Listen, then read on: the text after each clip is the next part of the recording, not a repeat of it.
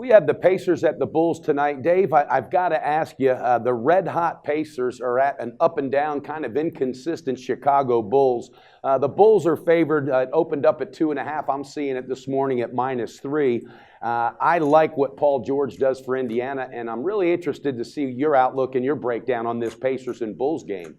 Yeah, you're right. This is a Pacers team that has looked completely different of late. Lost their first 3 games. They've won 6 of 7. But I'm a little bit skeptical of this team, especially you take a look at some of those wins. They're beating, good wins, not great. They're not exactly beating the Pacers and Cavs. Actually, the Cavs is one of the losses in those. It was their only loss in that 6 of 7 stretch. I like Chicago here. I think Chicago, Indiana, this is a bit of a Coke-Pepsi type matchup. Not a whole lot between these teams. But I think that the Bulls are at home, and I think home court advantage is going to be a difference. You take a look at the two teams. Bulls 4-1 at home this year. Pacers 4-2.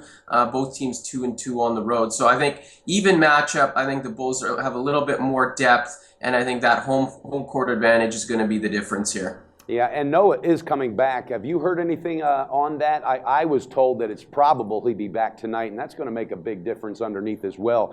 Do you have any updates on his condition? I don't have any updates. No, unfortunately, I'm not like Adam Schefter here, but I'll be glued to Twitter, of course, as everybody else. Pacers have some injuries too. Miles Turner. I like him as a good young rookie. He's out for a little while. Stuckey's going to be another guy that you want to keep an eye on. Probably I saw that's a question mark as well, and he's a big contributor, Rodney Stuckey.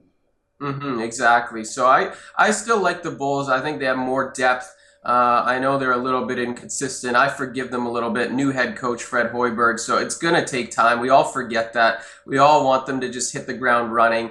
Bulls, 2 of their 3 losses have been in overtime, so I think they've been okay. They're not winning. I think some of us want to see them winning by like double digits and stuff like that, covering some big numbers. They haven't been, dominant, but I think they've been good, and I think they're going to get better. I think you've hit on some good points there also, Dave, because Hoiberg being a new coach, obviously that takes time to gel. And also Frank Vogel, even though he's been there a minute, he had so many changes with his roster, it's basically like starting from scratch with him as well. So I kind of like your play here. I like the way that you look at that, and I also think as the Bulls get used to each other, you will see some larger defeats. So I appreciate it. We look forward to having you back again, Dave. Dave's pulling for the Bulls tonight. It's either -2.5 or -3.